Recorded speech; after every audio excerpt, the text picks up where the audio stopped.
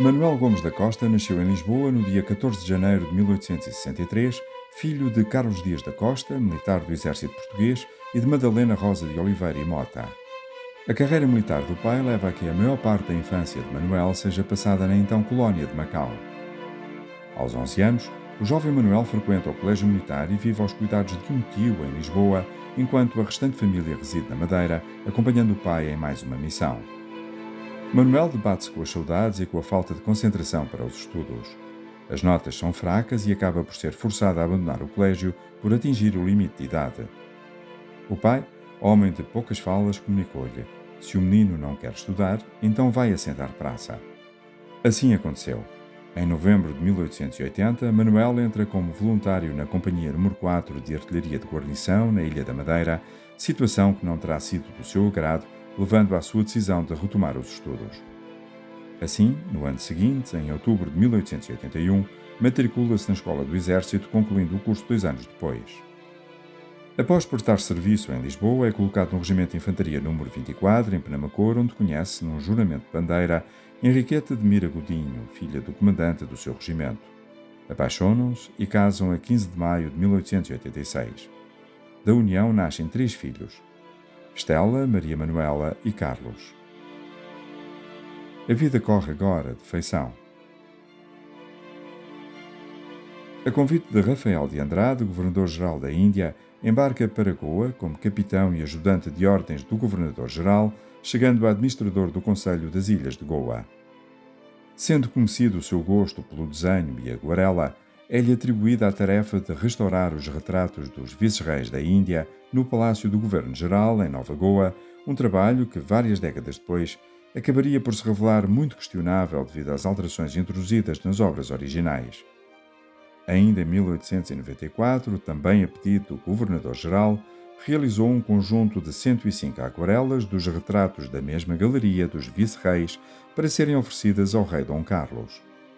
Ao gosto pelo desenho e pintura, soma-se o da escrita sobre temas de história militar e colonial, mas também as suas experiências de guerra.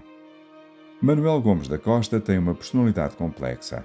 É um militar convicto, duro nas decisões e nos atos, enquanto se revela como um homem culto e sensível. De 1893 a 1916, viveu quase ininterruptamente na Índia e em África. Esteve em praticamente todas as colónias em missões de combate, reconhecimento, inspeção e administração. Em Moçambique, esteve às ordens de Mouzinho de Albuquerque na passagem para o século XX e participou nas campanhas de ocupação do território. Foi, contudo, no Corpo Expedicionário Português, constituído na sequência da declaração de guerra da Alemanha a Portugal em 1916, que Gomes da Costa adquiriu a popularidade que, anos mais tarde, o levaria a ser um dos protagonistas do golpe militar que pôs termo à Primeira República Portuguesa. No final de janeiro de 1917, partiu de Lisboa em direção à Flandres ao comando da 1ª Divisão do CEP. Em maio de 1918, é promovido a general por distinção, sendo depois condecorado com o grau de Grande Oficial da Ordem Militar da Torre e Espada por mérito e feitos militares na guerra, nomeadamente na fatídica Batalha de Lalice, a 9 de abril de 1918. Sobre essa batalha escreveu: perdemos uns 7.000 homens, ou seja, na infantaria 42% do nosso efetivo de oficiais e 28% dos praças, e na artilharia 34% dos oficiais e 13% nos praças. Após o fim da guerra, a 11 de novembro de 1918, e à semelhança de muitos dos militares que participaram no conflito, Gomes da Costa envolveu-se intensamente na vida política nacional. Em 1920, a oposição ao Ministro da Guerra custa-lhe 20 dias de prisão e uma nova missão de 2 anos na Índia. Regressa em 1924 a um Portugal aparentemente calmo, mas onde a inquietação é latente devido às dificuldades económicas, às lutas políticas e aos casos de corrupção. No ar, paira a necessidade de um governo autoritário. Nas vésperas do 28 de maio de 1926, aos 63 anos, Manuel Gomes da Costa, crítico do sistema, é um militar de prestígio e com fama de destemido. Envolve-se na preparação do golpe que irá derrubar o regime.